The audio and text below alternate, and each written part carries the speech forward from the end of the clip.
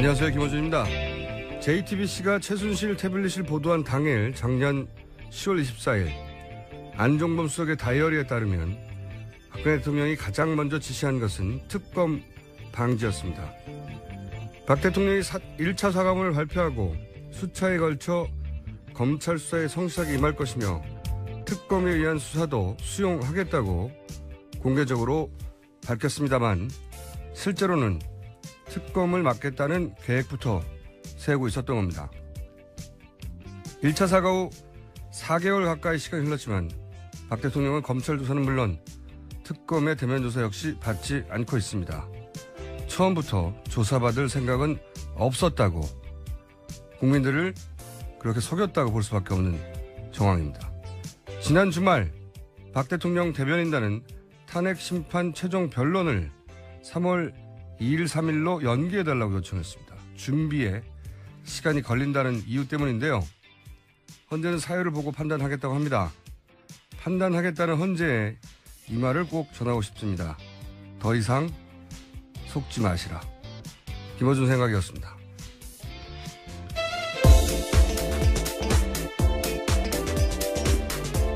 시사인의 김은지입니다. 월요일은 아주 힘든 날이에요.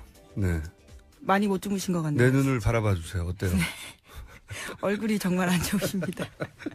원래 내 얼굴은 안 좋아요. 안 좋은데 오늘 유난히 힘이 듭니다. 자, 주말에 쌓인 뉴스가 많아요. 네네. 빠르게 진행해 볼까요? 네.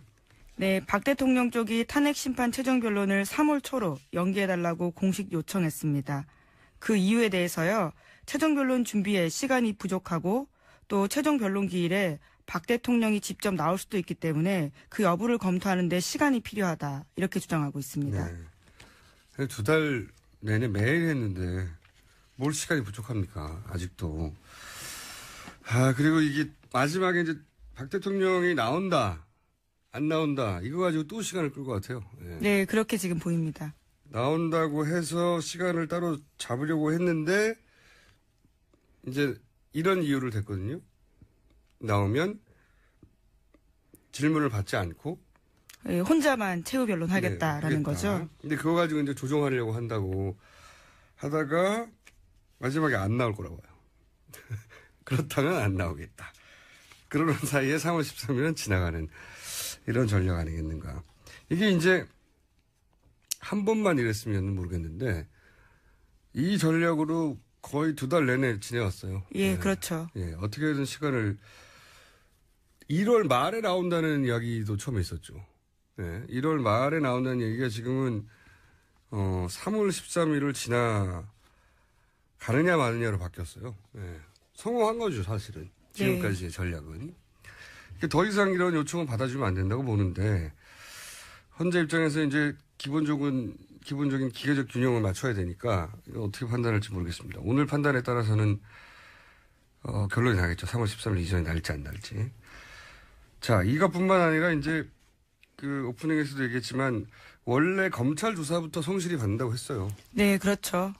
검찰 조사 받겠다 하다가 나오지 않았었고요. 특검 조사도 받겠다고 했었는데. 이제 벌써 넉 달 가까이 전에 한 얘기예요. 네.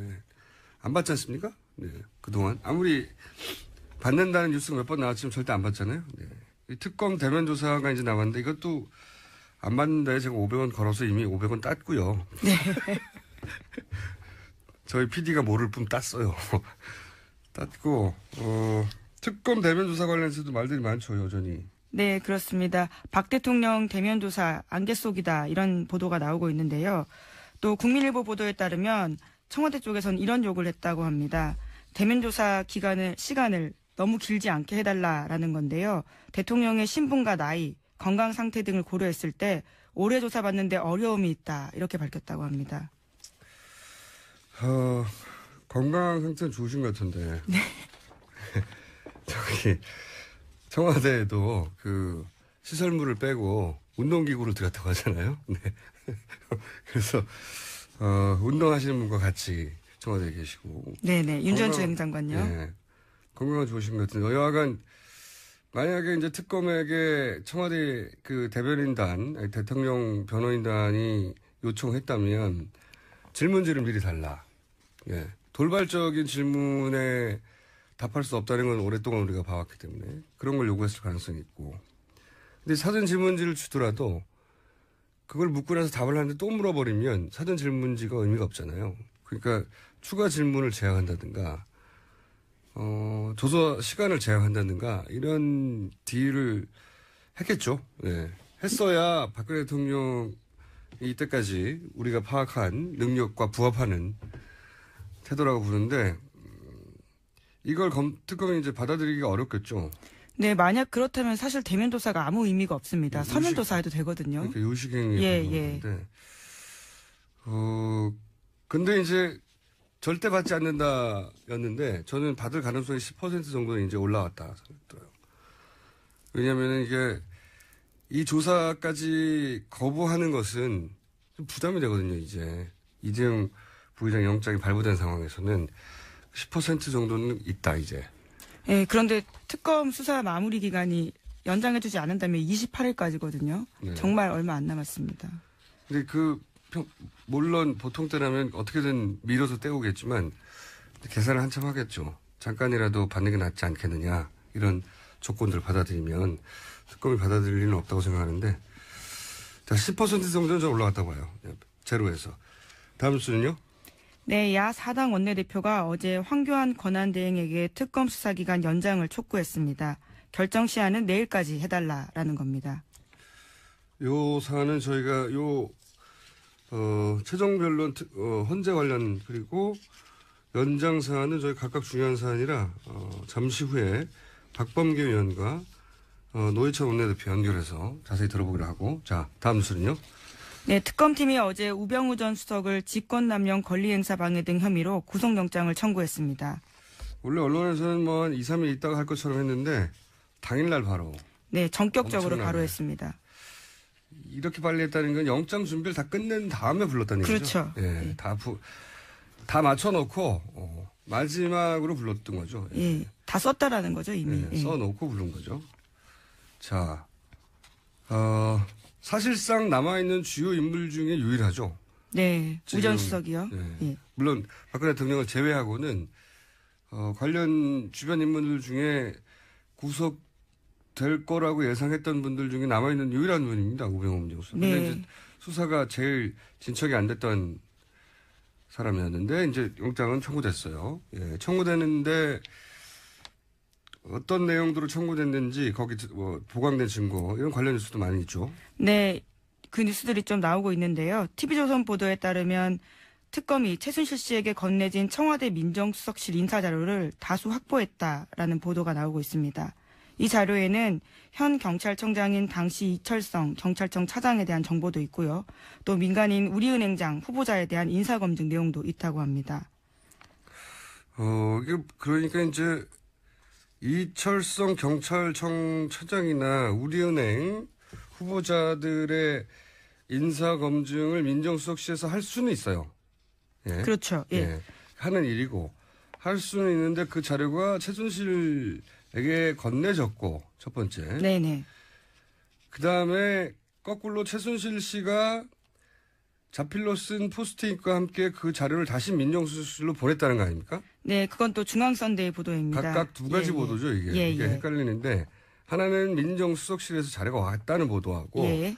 또 하나는 포스트잇이 붙여서 그 자료가 민정수석실로 도로 갔다는 얘기가 있어요. 예, 보내라라는 최 씨의 지시가 있었다라는 네. 거죠. 근데 이게 그렇다는 얘기는 이제 그 보낸 자료에는 뭔가 메모가 담겨 있었겠죠. 이 사람은 된다, 안 된다. 최순실 씨가 민정수석실의 자료를 받을 일도 없고 더욱 나쁜 것은 받은 것을 이런저런 포스트잇을 붙이고 메모를 해서 되돌려 보냈다는 거죠. 네네. 대통령이었다는 얘기지. 네. 사실은 이 사람 안 돼. 민정수석실이 최종이 아니고 최순실이 최종이었다는 거죠. 예. 그런 걸 드러내는 정황인데 이런 게 보강됐겠죠. 예. 네, 장시호 씨가 제보한 내용이라고 합니다. 장수호 씨는 이제 되돌려 보내는 거를 알려준 것이고. 예, 그렇죠. 예. 그러니까 이게 두 가지 뉴스예요. 헷갈리는데. 왔다 갔다는 얘기입니다. 네. 예. 자, 다음 뉴스는요. 관련된 최순실. 네네. 우전 수석 장모가요. 장모가 최순실 씨와 서울의 한 호텔에서 함께 수영 강습을 받는 등 상당한 친분이 있었다라는 JTBC 보도도 있습니다. 관계를 드러내는 간접적인 정황들이네요. 네, 우 전 수석이 출석 이번에 할 때도요, 여전히 모른다라고 했거든요. 네. 원래 뭐 다 모른다고 그랬잖아요. 지금 구속된 분들 다 모른다고 그랬어요. 처음부터. 미얀마 대사도 모른다고 그랬잖아요. 네, 네 그렇죠. 소리 빵빵 치다가 2시간 들어간 지, 만에. 예. 원래 다 모른다는 사람들만 구속되고 있어요. 지금. 그리고 구속된 분들 중에는 안다고 인정한 사람이 없어요. 아직도. 오히려 미얀마 대사는 구속 안 됐습니다. 아직. 안다고 그렇죠. 하고. 예. 안다고 하는 분들은 구속 안 시키는 걸로 제가 보기에는 싫다는 분들은. 자, 다음 뉴스는요. 네, 박 대통령이 최순실 씨 일을 돕는 미얀마 현지 사업가에게 전화를 걸었던 정황이 드러났다라는 TV조선 직접? 보도입니다. 네, 그렇죠. 그 관련된 녹취 파일이 있는데요. 일명 김수현 녹취 파일이라고 해서 2,000개 넘게 있는 파일 말씀드리지 않았습니까? 이게 이제 대통령 변호인단에서는 이걸 다 틀어야 된다고 하는 중인데. 예, 그렇죠. 2,000개를요. 예, 그거 틀면 오히려 대통령한테 불리하다고 지금 계속 얘기하는 중인데 그 중에 하나가 나온 거군요. 네, 그 내용 중에 하나가 최순실 씨 측근인 유상영 씨가 한 말인데요. 이런 말을 합니다. 호섭이 형한테 전화 왔는데 여기서 호섭이는요. 미얀마 사업체 대표 이름인데요. 이노섭 씨입니다. 이노섭 씨가 현지 브로커죠. 네, 뭐 브로커라도 볼 수 있습니다. 그리고 차명으로 최순실 씨에게 지분을 나눠준. 네네. 예, 그리고 최순실이 이 사업은 자손 대대로 먹고 살 사업이라고 장시호에서 얘기했던 그 사업입니다. 네네, 그렇습니다. 그 사업을 하는 현지 브로커에게 박근혜 대통령이 직접 전화했다는 내용이네요. 예, 그렇죠. 네. 호섭이 형한테 전화 왔는데 VIP한테 직접 전화를 좀 받았나 봐, 한 통. VIP가 산업비서관, 행자부 비서관한테 다이렉트로 이야기했대. 배석하라고. 임국장 배석시키라고. 이런 녹취가 나온다고 합니다. 그리고 실제로요. 이노섭 씨 같은 경우에는 안종범 당시 수석과 정만기 당시 비서관 등과 함께 K타운 관련된 회의를 서울의 한 호텔에서 했습니다. 지시가 이뤄졌다고 봐야 되겠죠. 네. 뉴스는 굉장히 재미있는 뉴스네요. 박근혜 대통령이 최순실 씨가 자손 대대로 먹고 살 사업이라고 차명으로 지분을 소유한 그 회사를 현지에서 진행하던 현지 브로커 미얀마 네네. 그 업체 대표에게 전화를 직접 했다. 네. 안종범 전 수석의 수첩에도요. MITS라고 해서 이노섭 씨 회사 이름이 직접 쓰여 있습니다. 박근혜 대통령이 참 관심이 많았어요. 최순실 씨 사업에. 네. 대단히 관심이 많으셨어요. 계속 드러나는 것들은 보면 대부분 박근혜 대통령이 최순실을 위해 쓴 권력의 흔적은 참 많은데 대통령의 권력을 자신의 일반적인 업무를 위해 쓴 흔적이 너무 없어요. 대통령 업무를 언제 하셨나 모르겠네. 지금 드러나는 게 다 최순실 사업을 어떻게 도와주라는 얘기밖에 없어가지고요. 자, 다음 뉴스는 뭐가 있습니까? 네, 또 이번에는 박 대통령이 정유라 씨를 우회 지원하라고 하는 내용을 직접 말했다라는 건데요. 안종범 전 수석의 수첩에 쓰여 있다라고 합니다. 정범실로? 예, 네. 예. 지난해 9월 24일에 이미 이 사건이 불거졌을 때입니다. 그러다 보니까 독일 승마훈련을 우회 지원했어야 되는 상황인데 지난해 9월 24일 안 전 수석 수첩에 이렇게 쓰여 있습니다. 삼성 땡땡 명마 관리 방식 임대 이렇게 쓰여 있다고 합니다. 아, 이거 주신 뉴스네요. 네. 우리가 며칠째 보도했던 이게 말 세탁이 아니라 네네. 욕심 때문이다. 욕심 때문. 그 뉴스의 연장선상에 있는 새로운 뉴스네요. 그러니까 안종범 그 다이어리 종범 실력으로 하죠. 사실 이 다이어리 몇 건이 없었다면 네, 그렇죠. 안종범 수석의 다이어리뿐만 아니라 그 김영환 다이어리처럼 다이어리가 없었으면 밝혀지지 않았을 일들이 참 많았어요. 보니까 이걸 우리가 어떻게 알았겠어요. 청와대 안에 자기들끼리 대화했는데. 근데 거기 보면은 명마 관리 방식을 이제 바꾸라는 뉘앙스 얘기인 것 같은데, 왜냐면은 9월 24일이라는 때가 언제냐면 당시가 요 관련 뉴스를 제일 처음 보도한 것은 경향입니다. 네, 그렇죠. 요 사안은 경향이 계속 특종을 하고 있는 보도인데, 그때 이제 삼성 최순실 씨 그 독일 말을 삼성이 지원한다. 이 보도를 처음 했을 당시에요. 네, 바로 전날 했었습니다. 예, 9월 23일. 예. 그러니까요. 이게 예. 이제 소위 게이트가 터지는 초반에 삼성이 최순실 씨의 딸 정유라에게 말을 사준 정황이 있다. 이 보도가 처음으로 나온 거예요. 경향이 쭉 이 보도는 계속 특종을 하고 있는데 그런 다음날 임대인데 변화를 관리 방식을 바꿔야 되는 게 아니냐 하는 메모인 것 같아요. 보니까 짧게만 썼지만 왜냐하면 그때까지만 실제로 임대였거든요. 계속 얘기했지만 네. 최순실 씨가 불만을 가졌던 게 이 비타나라는 말의 패스포트, 말에도 네. 패스포트가 있습니다. 말의 이 신분증이죠. 신분증에 소유주가 삼성전자로 되어 있는 거 보고 그렇죠. 화를 냈다고 했잖아요. 그러니까 이제 임대 방식인데 임대 방식 바꾸라 이거죠. 제가 보기에는 이때 야 이거 들켰어 바꿔. 이 말도 있지만 임대면 문제가 있는 거 아니야? 이 말도 들어있는 거죠. 왜냐하면은 삼성 관리 방식이 문제다. 임대라서 들킨 건 아니잖아요. 그죠? 그렇죠. 그래서 그때 제가 보기에는 그 소위 임대 방식을 바꾸는 계획을 그때 세운 것 같아요. 네, 그때. 왜냐하면 이 메모가 있은 직후에 3, 4일 후에 삼성전자 박상진 사장. 네, 그렇습니다. 최순실 씨를 만나러 간단 말이죠. 네, 독일로요. 네. 네. 그래서 그 말세태우로 유명해진 블라드미르 네. 말을 계약을 하는데 방식을 바꿨죠. 첫 두 마디 말은 소유는 삼성전자고 방식은 임대. 그리고 계약의 대상은 비택. 비덱이요, 비덱. 예. 예. 잘못했어요. 예. 비덱. 비덱 스포츠입니다. 비덱 스포츠는 최순실 정유라가 100% 소유한 회사입니다. 독일 회사요. 예. 예. 독일에 있는 본인들이 세운 회사죠.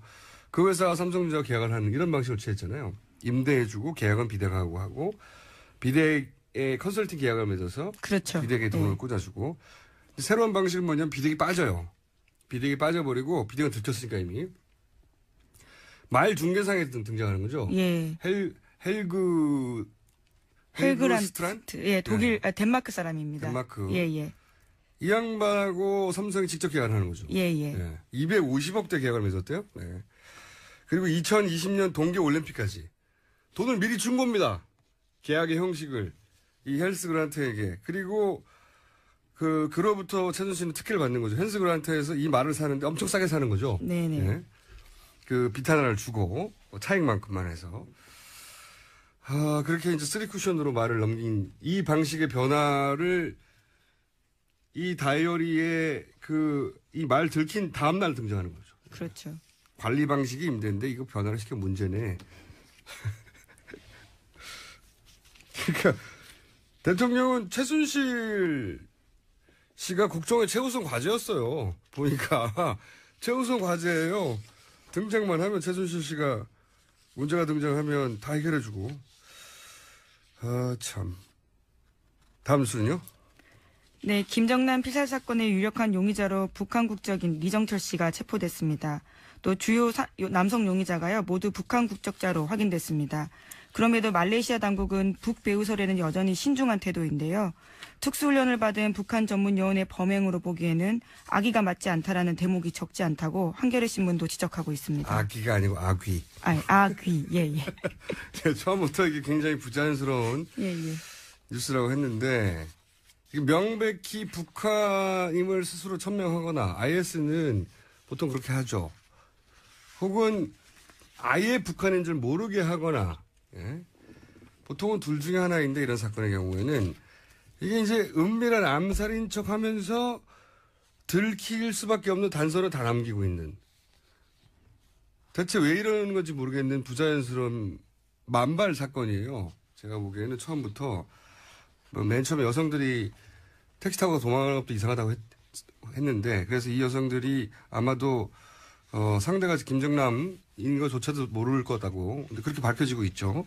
했었는데 또 이상한 거는 이 스파이인데 다 자기 여권으로 네. 다 출입기 기록을 다 남기면서 4명이 막 단체로 움직여요.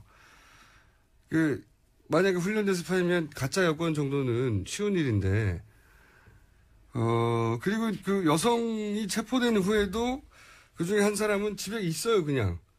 말레이시아 지배. 너무 이상하지 않습니까? 만약에 이 체포된 사람이 고도로 훈련된 북한 스파이, 소위 블랙 요원, 신분을 알 수 없는 오랫동안 그 지역에 살며 현지인과 마찬가지로. 근데 그런 사람이 CCTV 있는 곳에서 이런 식으로 암살에 연루돼서 자기 정체를 다 폭로시킨다는 건 말이 안 되거든요.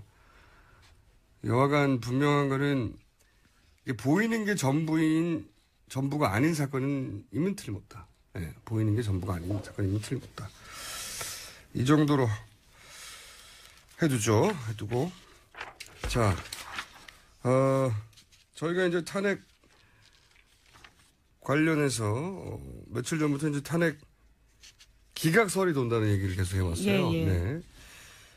이 기각설 관련해서 이 보도를 가장 먼저 한 기자가 있습니다. 한국일보가 이 기사를 가장 먼저 보도했거든요. 한 2주 전쯤에. 이분을 저희가 잠깐 연결해서 짧게 인터뷰를 해볼까 합니다. 안녕하세요. 정재 기자님. 네, 안녕하십니까. 네. 이 설 관련해서 가장 먼저 한국일보에서 보도를 하셨는데 우선 현재 어떤 설이 나와 있는지 총 정리 한번 해주십시오. 짧게. 뭐 여러 설들이 있는데 한 70-80% 정도는 기각설을 중심으로 형성이 되어 있고요. 예. 그리고 나머지 1-20% 정도는 이제 연기설인데 간단히 말씀드리면 기각설은 어쨌건 그 헌재 구성상 보수 성향을 가지고 있는 2명의 재판관 이름이 집중적으로 거론이 되고 있습니다. 거기에 이 2명과 더불어 한 분의 더 보수 성향의 재판관이 이름이 나오고 있는데 이제 이분을 여권과 그리고 뭐 법조계 내에서의 또 극우층들이 적극적으로 설득 중이다라는 게 이제 기각설의 이제 핵심을 이루고 있습니다. 저도 사실은 2달 전부터 유사한 얘기는 듣긴 들었습니다. 예, 많이 들었죠. 이게 이제 그 보도 찌라시라고 하죠. 예. 그렇죠. 예. 찌라시 같은 데서도 돌고 또 정치권에서 보면 무슨 분석 자료 문서 이런 식으로 돌기도 하고요. 네네, 그렇습니다. 네. 일단 그런 것도 보셨죠? 네네, 양쪽 다 뭐 찌라시 형태 그리고 페이퍼 형태 그리고 또 뭐 각종 그 인사들에게 직접 들은 이야기까지. 원래 이런 큰 사건에는 이런 설들이 있긴 있습니다. 네. 네네. 당연히 있긴 있는데 워낙 사안이 크다 보니까 저희가 설에 불과할 지연정 한번 들여다봐야겠다 싶어서 이제 연락을 드린 건데. 네. 뭐 법조계 내에도 물론 여러 가지 정치 성향이 있는 분들이 있을 수 있고 그분들이 소위 이제 확실한 2분과 나머지 1분을 설득 중이다. 그래서 총 3명을 기각설로 설득 중이다라는 이야기. 그렇습니다. 이 시나리오는 저도 벌써 열흘도 넘게 저를 듣기 시작해서 지금 꽤 많이 퍼져 있던데.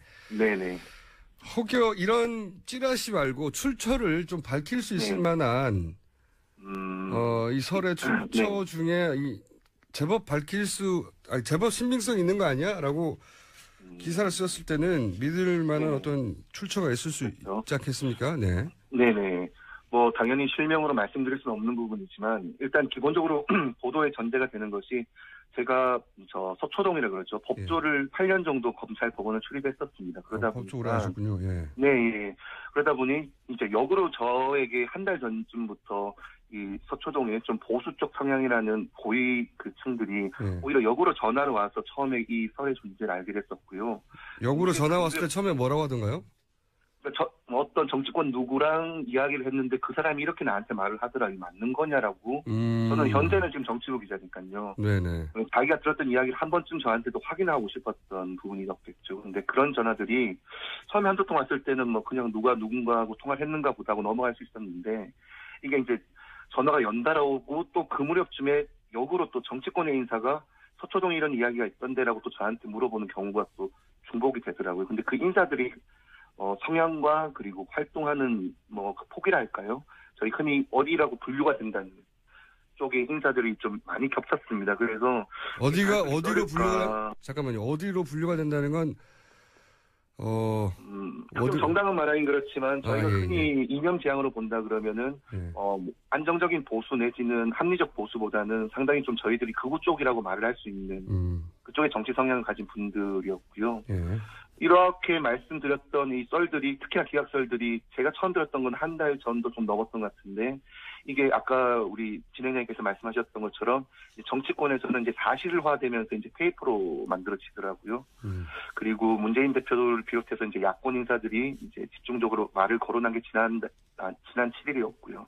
그래서 이거는 그냥 넘길 수 있는 부분은 아니겠다라는 생각이 들어서 출처를 조금 밝힌 상태에서 기사를 쓰게 되었습니다. 그렇군요. 처음 시작된 게 이제 소위 법조 출입을 오래 하셨으니까. 네네. 법조계 아는 인사들이 이런 소리 있는데. 네. 그분들이 보기에는 이제 헌재 재판관들의 재판 성향이라든가 정치 성향 어느 정도는 아시니까. 그렇죠. 예, 이거 완전한 설이기에는 비슷하게 맞아떨어지는 부분도 있네. 이렇게 생각하면서 이제 확인차 전화를 한 게 시작이고. 네. 네. 그리고 거꾸로 정치권에서도 정치부에 지금은 계시니까.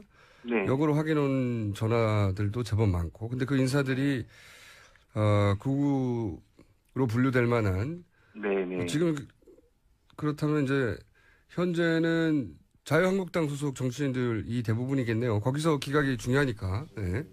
아무래도 일단은 그런 성향이라고 해주겠습니다. 특정을 하기는 좀. 알겠습니다. 난감한 부분입니다. 근데 이제 그분들, 법조계에 있는 분들이나 정치, 파트에 있는 분들이 이게 초선이라든가 아니면 법조계에 하루 이틀 있었던 분들이 아니라서 점점 네. 보도할 만한 내용이다라고 생각하신 거군요. 예.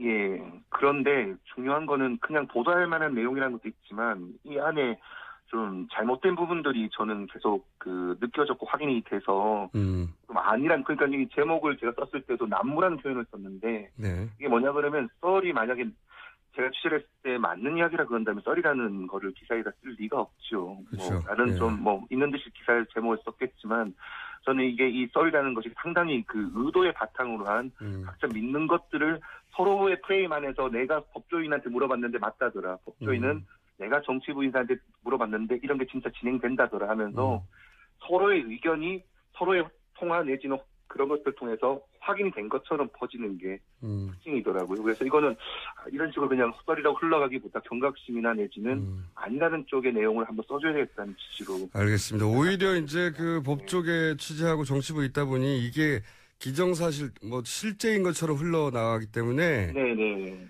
그렇지 않은 면이 많다라는 얘기를 한번 짚어주시고 싶었던 거군요. 네네, 그렇습니다. 네. 알겠습니다. 그럼에도 불구하고 이 썰은 계속 추적을 해봐야 될 필요가 있긴 있는 것 같습니다. 의도적으로 누가 흘렸던 아니면 일부라도 근거가 있던 간에 추가 취재를 좀 해주시고 저희도 오늘은 여기까지 간단하게 그런 설이 있었다는 것만 짚고요. 네. 추가 취재를 하시면 또 한번 연결하겠습니다. 네, 열심히 취재하고 있겠습니다. 알겠습니다. 감사합니다. 네, 고맙습니다. 지금까지 한국일보의 정재호 기자였습니다. 자, 시간이 다 돼버렸어요. 네. 한두 가지 준비하신 것도 있는 걸로 아는데 내일 하기로 하죠. 네, 알겠습니다. 네, 지금까지 시사인의 김은지였습니다. 감사합니다. 네, 인터뷰 첫 번째 시간입니다. 박 대통령 측이 탄핵심판 최종 변론을 3월 초로 연기해 줄 것을 요청했습니다.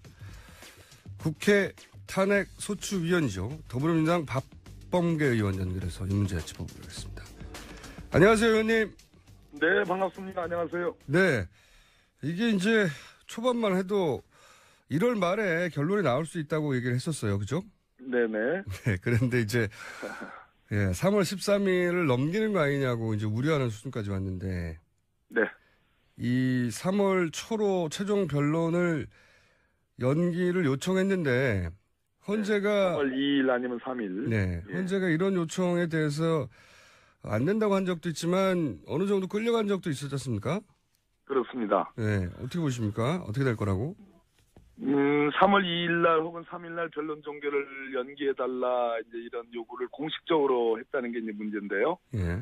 그것은 헌재가 당초 오늘이 2월 20일이니까 24일 날 변론 종결을 하고 3월 한 10일경쯤에 탄핵 선고를 하겠다라는 그러한 헌재의 일정, 공개된 일정을 일단 교란을 시키겠다라는 일종의 꼼수 본색이 그대로 드러난 거라고 보여집니다. 이렇게 되면 일주일 연기해달라는 거지 않습니까? 그렇습니다. 보통 통상 평의를 하고 결정문을 완성해서 선고를 하는데 2주가 걸리니까 3월 2일 내지 3일 이 연기 요구는 일단 3월 13일을 넘기겠다는 것이고요. 예. 또 3월 2, 3일 날 헌재에 나오겠다는 그 명분으로 삼아 특검의 대면 조사를 예. 이제 회피하기 위한, 모면하기 위한 하나의 방책으로도 보여집니다. 그렇군요. 다목적이군요. 근데 헌재가 만약 이걸 받아주면 3월 13일 이전의 판결은 시간상 어려워지는 거죠. 받아줄 거냐 말 거냐가 이제 핵심인데요. 네. 이정미 재판관은 큰 축에 있어서는 원칙을 지금 흔들리지 않았습니다. 본인의 임기 만료 전에 선고하겠다라는 의지는 분명하고요. 다만 미세한 세부적인 측면에서는 대통령 측의 요구도 일정 부분 수용하면서 비교적 탄력적인 운영을 해왔는데요. 그렇게 본다면 당초 2월 24일 변론 종결일을 대통령 측의 이런 요구도 있고 하니까 한 2월, 원칙적으로는 안 된다 하지만 정그렇게 대통령이 나와서 얘기를 하고 싶다면, 최후 진술하고 싶다면 2월 27일, 다음 주 월요일 혹은 28일, 이때로 변론 종결을 연기할 수도 있다고 생각이 듭니다. 아하, 그런 식으로 야금야금 이렇게 3월 13일 전 선고에는 큰 문제는 없습니다. 그렇게 되면. 그런데 이제 그 대통령 측의 일관된 전략은 어떻게든지 뒤로 밀어가는 거였기 때문에 만약에 그렇게 해서 며칠을 연기하면 이제 최후 진술 가지고 또 연기해달라고 하지 않을까요? 그렇습니다. 그러니까 3월 2일, 3일을 요구해서 헌재가 받아들이는지 여부가 지금 대통령 측에서 가장 관심 있게 보고 있을 겁니다. 네. 그러니까 쭉 밀었는데 그대로 당겨서 받아들이더라. 이거 헌재의 입장들이 물르다라는 느낌이 들 때는 3월 2, 3일 변론 종결이 아니라 다른 카드들을 또 계속 제시하면서 결국 3월 13일 선고를 연기하는 쪽으로 여러 가지 카드를 낼 가능성이 있다는 거죠. 그렇죠. 그래서 이제 그렇다면 대통령이 당사자로 탄핵 심판의 당사자이자 대통령인데 최후 진술은 할 시간을 줘야 되지 않느냐 이런 여론전을 시작하면서 그런데 이제 요구사항이 별도의 신문을 받지 않겠다고 하면 예. 이 별도의 신문을 받느냐 안 받느냐 가지고 또 한참 칠경하면서 시간을 또 보내지 않을까요?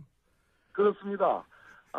헌법재판소법에 탄핵 심판을 하는데 피청구인, 즉 대통령에 대해서 헌재 측이나 국회 측이 물어볼 수 있는 권리가 있습니다. 예. 더더군다나 박근혜 대통령은 이번 국정농단 사건의 가장 중요한 증거 방법, 증거 대상입니다. 예. 그렇기 때문에 본인 하고 싶은 말만 다 하고 나한테 묻지 마라라는 거는 주객이 전도된 얘기죠. 예, 그게 말이 안 되는데 말이 안 되는 얘기죠. 네, 근데 이제 박근혜 대통령 대변인단은 그렇게 하겠다는 거지 않습니까?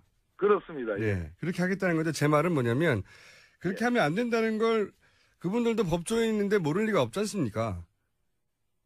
법조인이라고 해서 다 하나의 공리, 하나의 진리, 하나의 뭐 어떤 그런 그 코드가 있는 건 아닙니다. 참 법이라는 게 해석하기 나름인데요. 예. 그분들의 해석 방향은 아주 뭐 국민들 일반적인 법 상식에 맞지 않아 아주 요상한 그런 해석이죠. 요상한 해석. 제 말의 요지는 뭐냐면 그거를 몰라서라기보다는 그런 조문을 들고 계속 한다 안 한다를 실갱이하며 또다시 시간을 지연시키려고 하는 거 아니겠느냐는 거죠. 아니 뭐 물론 그겁니다. 예. 그거라는 것을 제가 모두에 강조를 했죠. 그러니까 일단 한번 밀어넣고 봐서 헌재가 쑥 받아들이면 이게 헌재가 약하구나. 그래가지고 다른 카드들을 계속 제시할 가능성이 있죠. 3월 13일 연기가 기본적인 목적입니다. 그렇겠죠.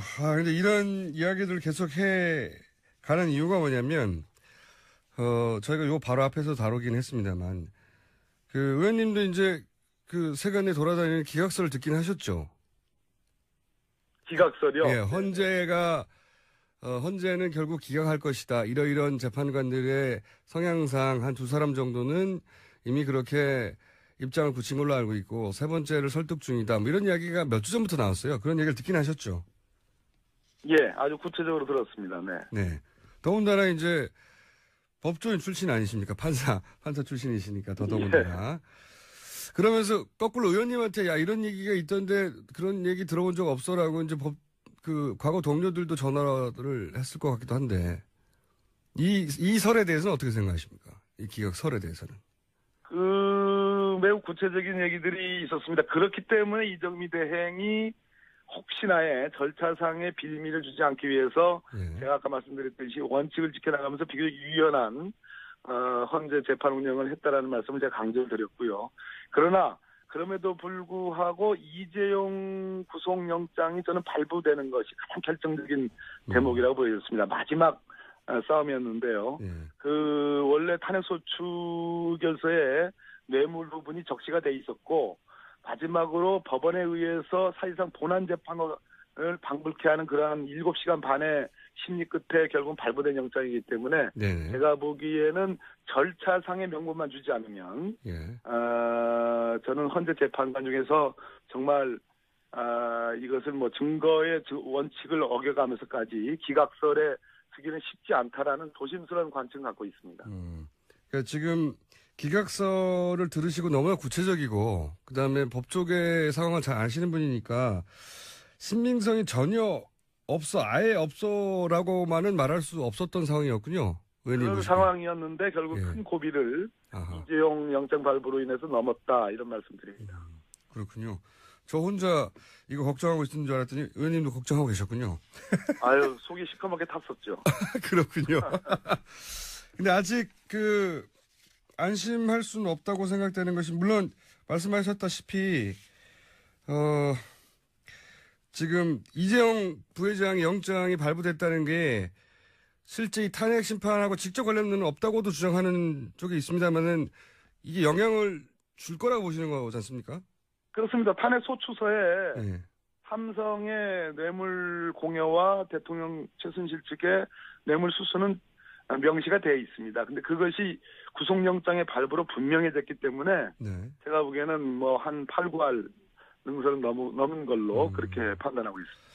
이게 물론 뭐 유죄가 판명된 건 아니지만 사법부에서 입증됐다 상관관계가라고 해서 발부가 된 거라고 보면 이것이 헌재 판관들에게 판단을 하는데 자료가 충분히 보고항에 대해서 입증이 됐구나 이렇게 판단하게 만든다는 거죠. 물론입니다. 네, 제가 판사를 해본 적이 없어가지고요. 아니요, 뭐 비교적 오랫동안 하셔가지고 뭐 비슷합니다. 판사를 하셨던 분으로서 보면 영향을 줄 것이다. 예, 그렇습니다. 그러면 좀 전에 잠깐 얘기하셨던 속이 시커멓다고 하셨던 내용 있지 않습니까? 예.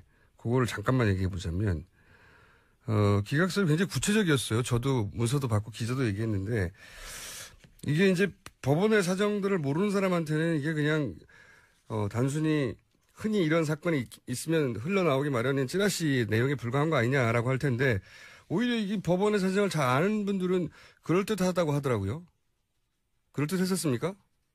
그래서 뭐 우리 김어준 총수께서 어떤 말씀을 저로부터 듣고 싶어 하는지는 대충 알겠는데요.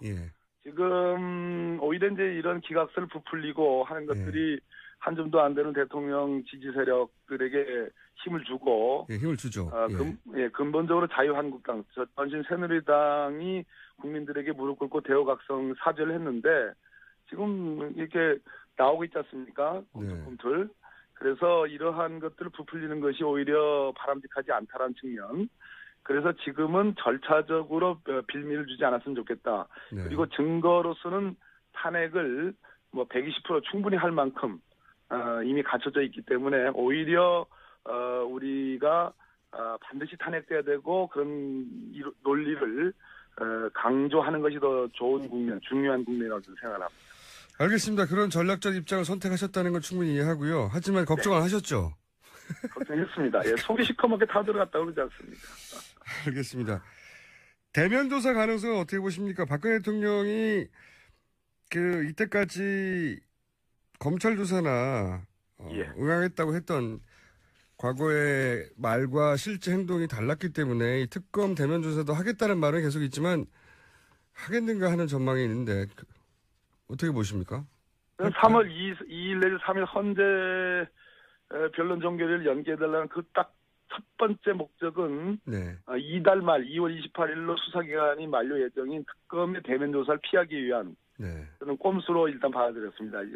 헌재 재판을 선고를 3월 13일 이후로 넘기는 건 물론이지만 특검의 대면조사를 넘기기 위해서. 그래서 저는 받을 생각이 없지 않느냐 이렇게 보여집니다. 처음부터 그랬던 것 같습니다. 예. 예. 자, 또 한 가지는 이 우병우 민정수석이 갑자기 구속영장이 청구가 돼서 지금 영장 실질심사 할 텐데.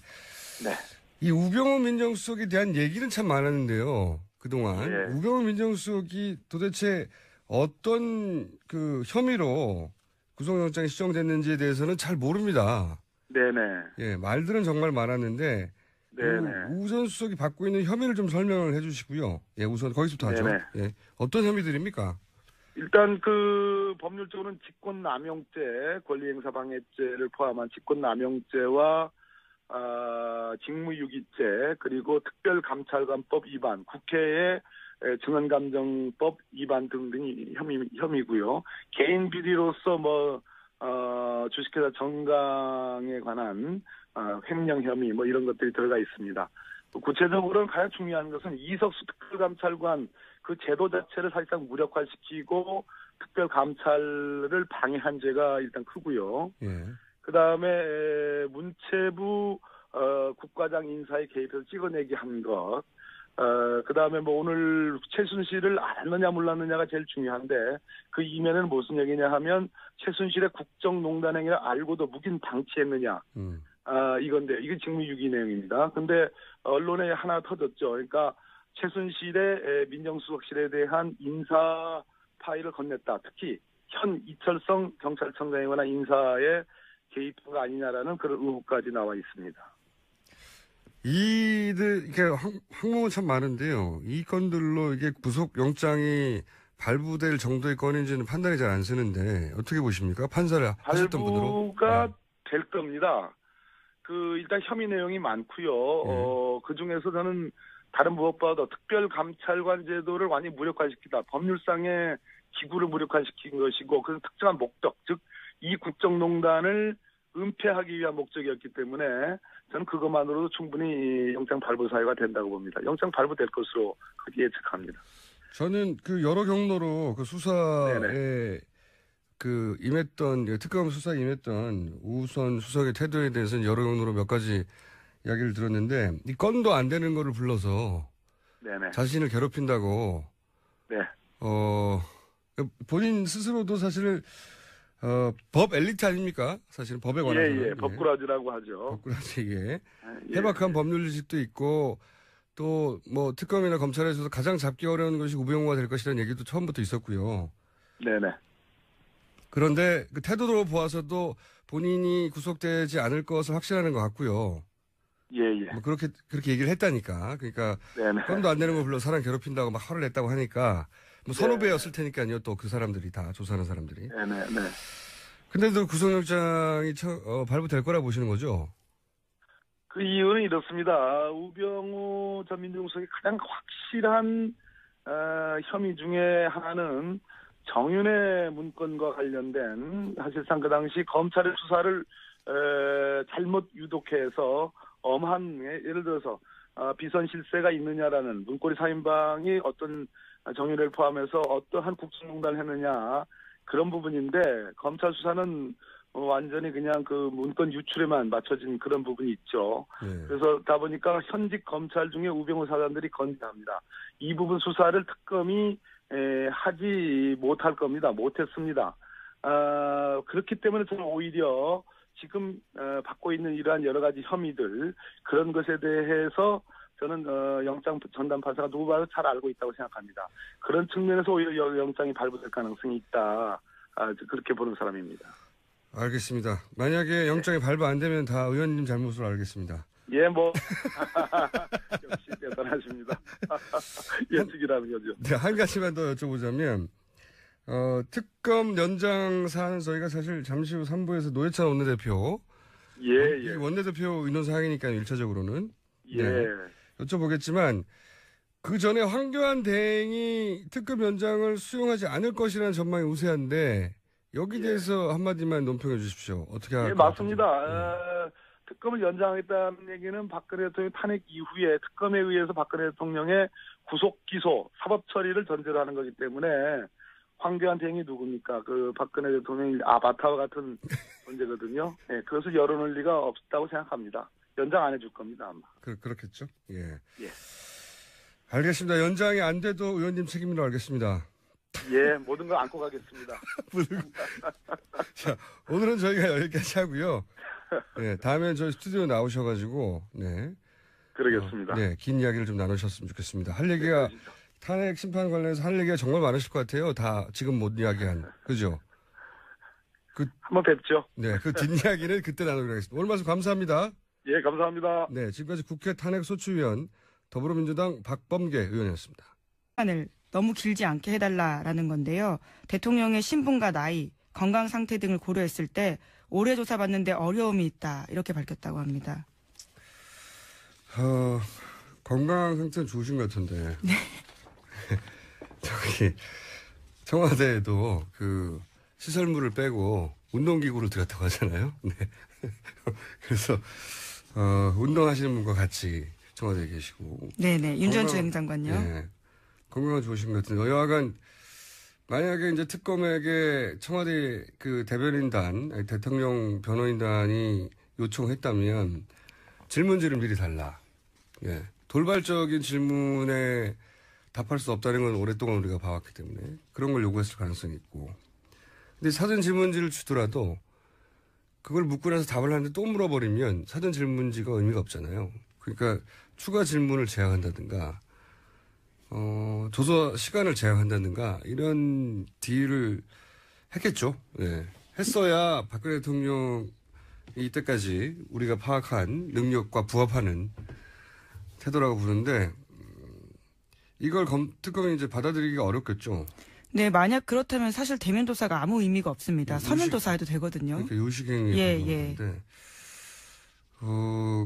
근데 이제 절대 받지 않는다였는데 저는 받을 가능성이 10% 정도는 이제 올라왔다 생각해요.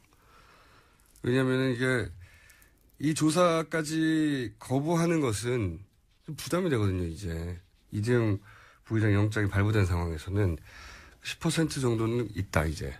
예, 그런데 특검 수사 마무리 기간이 연장해주지 않는다면 28일까지거든요. 네. 정말 얼마 안 남았습니다. 근데 물론 보통 때라면 어떻게든 밀어서 때우겠지만 계산을 한참 하겠죠. 잠깐이라도 받는 게 낫지 않겠느냐 이런 조건들을 받아들이면 특검이 받아들일 일은 없다고 생각하는데 10% 정도는 좀 올라갔다고 봐요. 제로에서. 다음 수는요?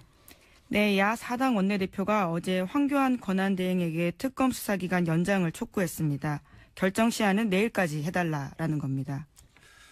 요 사안은 저희가 최종변론 헌재 관련 그리고 연장 사안은 저희 각각 중요한 사안이라 잠시 후에 박범계 의원과 노회찬 원내대표 연결해서 자세히 들어보기로 하고. 자, 다음 수는요? 네, 특검팀이 어제 우병우 전 수석을 직권남용 권리행사 방해 등 혐의로 구속영장을 청구했습니다. 원래 언론에서는 뭐 한 2, 3일 있다가 할 것처럼 했는데 당일날 바로. 네, 전격적으로 엄청나게. 바로 했습니다. 이렇게 빨리 했다는 건 영장 준비를 다 끝낸 다음에 불렀다는 얘기죠. 그렇죠. 예, 네. 다 맞춰놓고 마지막으로 불렀던 거죠. 예, 다 썼다라는 거죠 이미. 예, 써놓고 부른 거죠. 자, 사실상 남아있는 주요 인물 중에 유일하죠. 네, 우전 수석이요. 네. 예. 물론 박근혜 대통령을 제외하고는 관련 주변 인물들 중에 구속될 거라고 예상했던 분들 중에 남아있는 유일한 분입니다. 우병우 민정수석. 네. 근데 이제 수사가 제일 진척이 안 됐던 사람이었는데 이제 영장은 청구됐어요. 예, 청구됐는데 어떤 내용들로 청구됐는지 거기 보강된 증거 이런 관련 뉴스도 많이 있죠. 네, 그 뉴스들이 좀 나오고 있는데요. TV조선 보도에 따르면 특검이 최순실 씨에게 건네진 청와대 민정수석실 인사자료를 다수 확보했다라는 보도가 나오고 있습니다. 이 자료에는 현 경찰청장인 당시 이철성 경찰청 차장에 대한 정보도 있고요. 또 민간인 우리은행장 후보자에 대한 인사검증 내용도 있다고 합니다.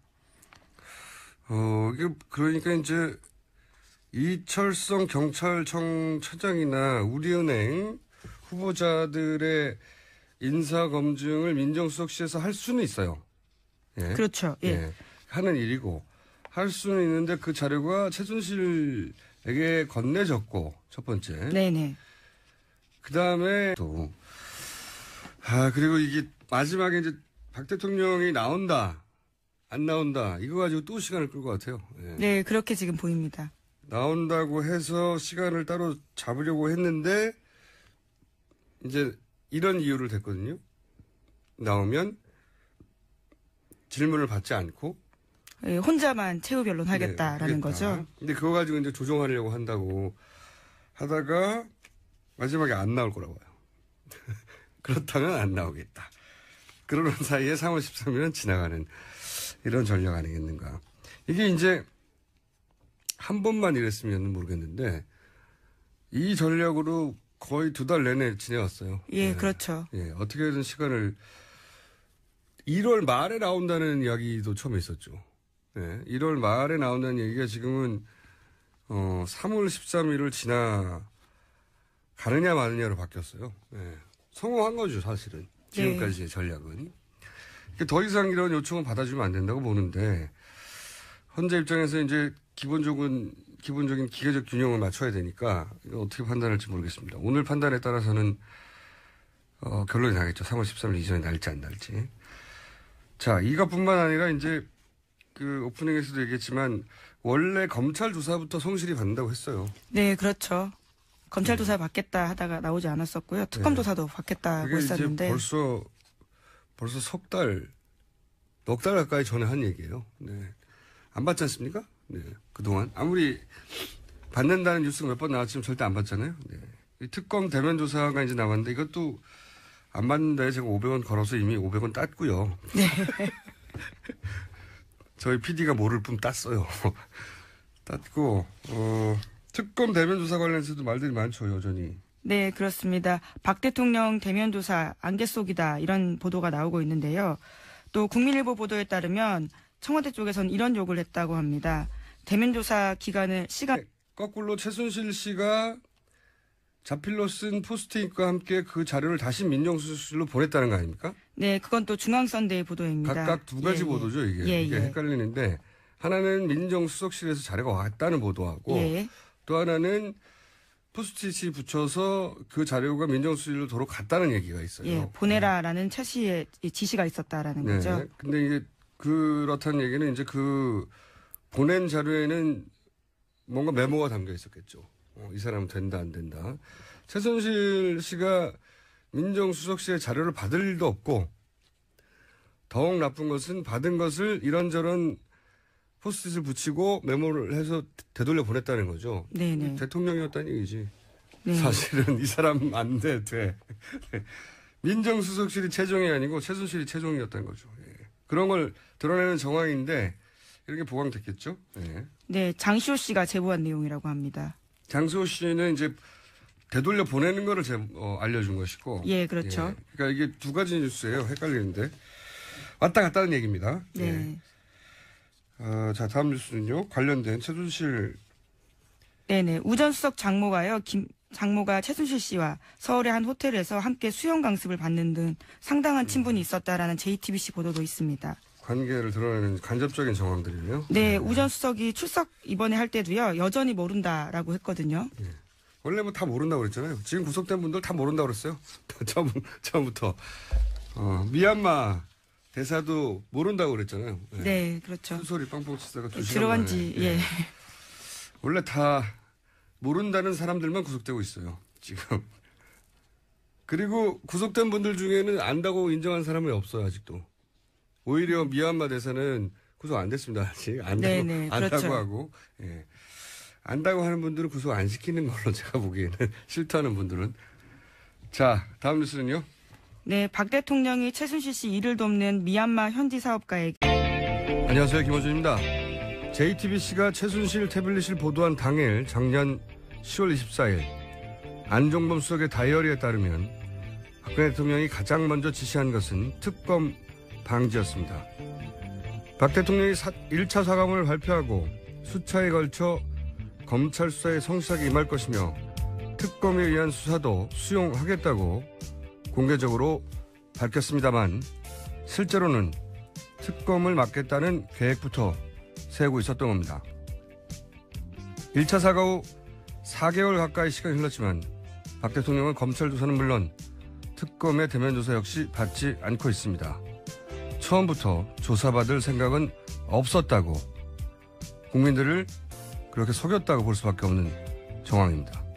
지난 주말 박 대통령 대변인단은 탄핵 심판 최종 변론을 3월 2일, 3일로 연기해달라고 요청했습니다. 준비에 시간이 걸린다는 이유 때문인데요. 헌재는 사유를 보고 판단하겠다고 합니다. 판단하겠다는 헌재에 이 말을 꼭 전하고 싶습니다. 더 이상 속지 마시라. 김어준 생각이었습니다.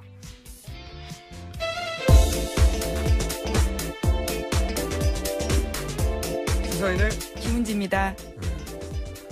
월요일은 아주 힘든 날이에요. 네. 많이 못 주무신 것 같네요. 내 눈을 바라봐 주세요. 어때요? 네. 얼굴이 정말 안 좋으십니다. 원래 내 얼굴은 안 좋아요. 안 좋은데 오늘 유난히 힘이 듭니다. 자, 주말에 쌓인 뉴스가 많아요. 네네. 빠르게 진행해 볼까요? 네. 네, 박 대통령 쪽이 탄핵 심판 최종 변론을 3월 초로 연기해달라고 공식 요청했습니다. 그 이유에 대해서요, 최종 변론 준비에 시간이 부족하고 또 최종 변론 기일에 박 대통령이 직접 나올 수도 있기 때문에 그 여부를 검토하는 데 시간이 필요하다, 이렇게 주장하고 있습니다. 네. 2달 내내 매일 했는데 뭘 시간이 부족합니까? 아직